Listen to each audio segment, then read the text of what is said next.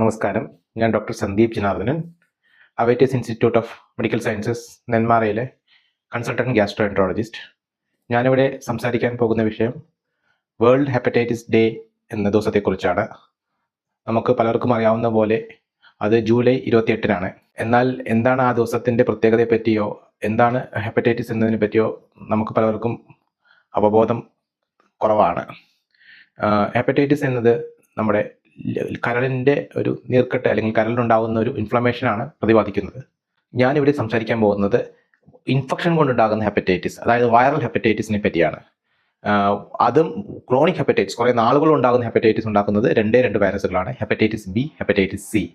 ഈ രണ്ട് വൈറസുകൾ മൂലം ഈ ഇന്ത്യ അടക്കമുള്ള വികസ്വര രാജ്യങ്ങളിൽ 30 കോടിയോളം ആളുകൾ കരൾ സംബന്ധമായ അസുഖങ്ങളാലും കഠിനമായ വിഷമങ്ങൾ അനുഭവിക്കുകയും പലർക്കും ലിവർ ക്യാൻസർ പോലുള്ള മാരകമായ അസുഖങ്ങൾ ഉണ്ടാവുകയും ചെയ്യുന്നത്.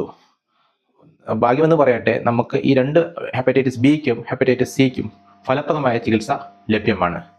നിങ്ങൾ ചെയ്യേണ്ടത്, ഈ അസുഖങ്ങൾ ഉണ്ടെങ്കിൽ നിങ്ങൾ ഏറ്റവും അടുത്തുള്ള ഒരു ഗ്യാസ്ട്രോഎൻട്രോളജിസ്റ്റിനെ ചെന്ന് കണ്ട് സംസാരിച്ച് യഥാക്രമമുള്ള ഒരു ചികിത്സ എത്രയും പെട്ടെന്ന് തുടങ്ങുന്നത് ഉത്തമമാണ്.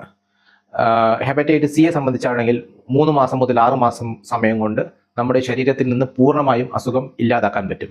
ഹെപ്പറ്റൈറ്റിസ് ബി ആണെങ്കിൽ പോലും സ്ഥിരമായിട്ടുള്ള മരുന്നുകൾ കൊണ്ട് അസുഖത്തിനെ ശരീരത്തിൽ നിന്ന് ഉന്മൂലനം ചെയ്യാൻ പറ്റുമില്ലെങ്കിലും സാധാരണ രീതിയിലുള്ള ഒരു ജീവിതം ജീവിച്ചു പോകാൻ സാധിക്കുന്നതാണ്.